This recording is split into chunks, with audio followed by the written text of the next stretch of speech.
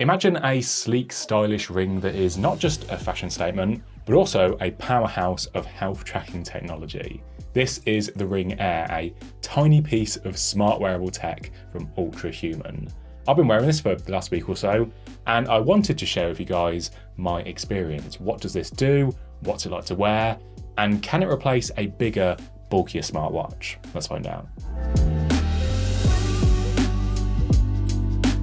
Welcome back guys, Jack here, I'm at Tech Videos. Smart wearable tech is definitely becoming a bigger part of our daily lives. I think that we're all becoming more sort of conscious now of our health, and not just in terms of fitness, but also our sleep quality and how we handle things like stress. Over recent years, smartwatches have been able to help us track those things, but now we're seeing that tech get miniaturized into something that is small enough to wear discreetly on the finger. So I got really excited when Ultrahuman reached out and they asked if I would like to give the Ring Air a review. They did send me this for free, but this is not a sponsored video. These are all my own thoughts and opinions from my experience.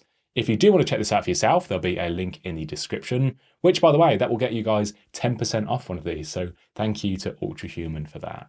The Ring Air is made from this solid band of, they say it's fighter jet grade titanium. I mean, okay, it does feel pretty strong. It comes in a few colours. We have silver and gold for a more traditional look, Aster Black for a dark glossy finish, raw titanium, kind of like the iPhone 15 Pros, and this matte grey, which I went for because I just think it looks super sleek. I do prefer the look of the matte finish. It looks really clean and it doesn't pick up any fingerprints throughout the day. All of them are really durable. It has a tungsten carbide carbon coating, making it resistant to knocks and dinks, which I have done a couple of times, but a lot less so often than my Apple Watch. And it's not had any scratches yet. I have had like little scuff marks on it, but they just seem to wipe off. Then all of the sensors and tech are housed underneath inside the band, which has this clear epoxy resin coating, both showing off that tech. It looks pretty cool on the inside, and also making it super smooth and comfortable to wear. There is a slight bump inside for one of the sensors, but you can't really feel it when it's on. And that clear resin also allows all of those sensors to see through to your skin, so it can track and measure your health stats throughout the day. The whole thing looks pretty slick. It is very Apple-esque, even down to like the unboxing experience with the simple white box and the product photo on the front. Wearing it, you never know that this was a piece of smart tech. The band is just this solid piece of titanium. There's no seam line. So you might be wondering about sizing. Well, the whole process starts when you buy this, with Ultrahuman sending you out a free sizing kit. It comes in 10 different sizes, from size 5 all the way up to 14, with the same thickness as the actual product. So it does give you a pretty good idea and feel for what it's like to wear. Size 11 was the best for me. That fits on both my index and on my middle finger. I actually can fit it on my thumb, but they do recommend wearing it on either your index, middle, or ring finger. And it should be nice and snug enough that it doesn't freely rotate on its own, so it can get the most accurate readings. And this has quite a lot of tech packed inside. There is an infrared photoplethysmography sensor, I think that's how you pronounce it, for detecting volumetric blood changes, a non-contact medical grade skin temperature sensor, 6-axis motion sensors for measuring your movement, and red, green, and infrared LEDs for monitoring your heart rate, as well as oxygen saturation. And all of these sensors come together to give you a bunch of stats in the Ultrahuman app. There's no interface or screen on the ring itself like a smartwatch. It is all done via your smartphone, either iOS or Android. And yeah, you can sync all of this information to Apple Health, as well as a bunch of other apps as well.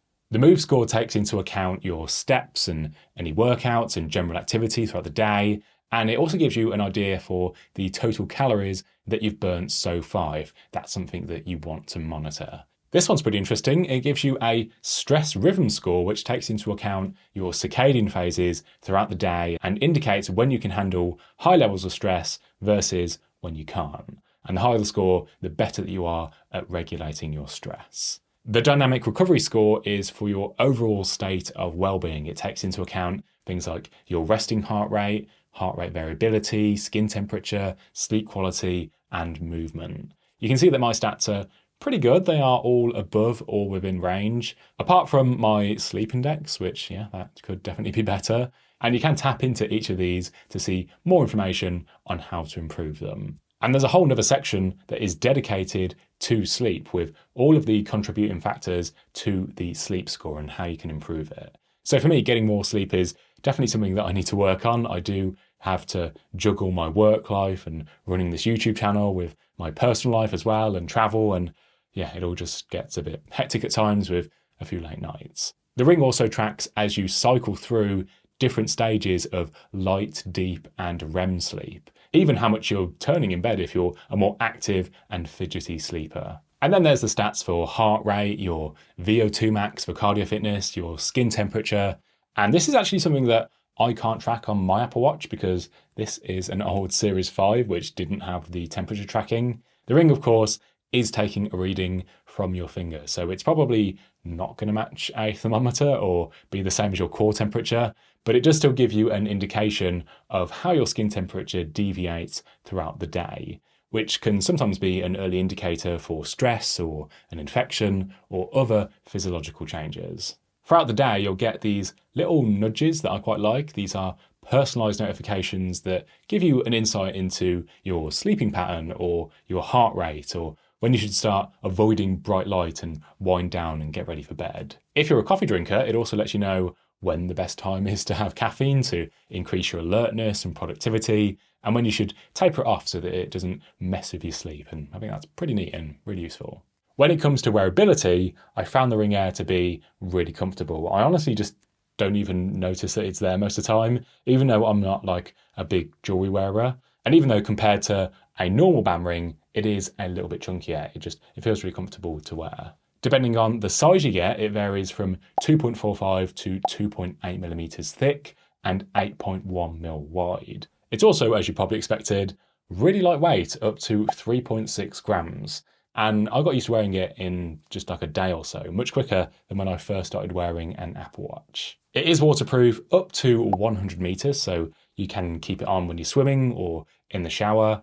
I have taken it off for things like that, so I'm not quite sure how well it works with like wet skin, but I have, kept it on when I'm washing my hands and it just seemed fine, even when my hands aren't completely dry. Oh, and I do take it off if I'm cooking because that just, I don't know, it feels weird to me to have it on if I'm like handling meat and I don't want to get like meat juice on it. You know what I mean? I don't know, maybe that's just me, but anyway, I have forgotten to put it back on again afterwards, but you do get a notification from the app to let you know that it's off body, so that's really helpful. For fitness, I do a lot of weight training at the gym and I don't like having anything on my hands for that, so I do take the Ring off. And also, I just don't want to, I don't want to scratch it. It does have a pretty strong coating that has kept it looking good as new so far, but I imagine having it rub up against metal on like a barbell isn't gonna, do it any favors. But for other activities, I have worn it for running and it's been great. Again, I didn't notice it at all and it doesn't get in the way. There are some set workouts in the app that you can choose, like surfing, football, tennis, as well as less intense things like yard work and yoga. Just as an accessory, as a ring, I do really like the minimal look. It doesn't draw too much attention to itself. I have shown it to a couple of friends who they literally just thought that it was a ring. The matte grey one particularly is very unassuming. You can easily style it out with whatever you're wearing and it's not going to stick out. I have occasionally caught a little glimpse of the green LEDs flashing under the band when it takes a reading, but only in lower light environments. It is very subtle.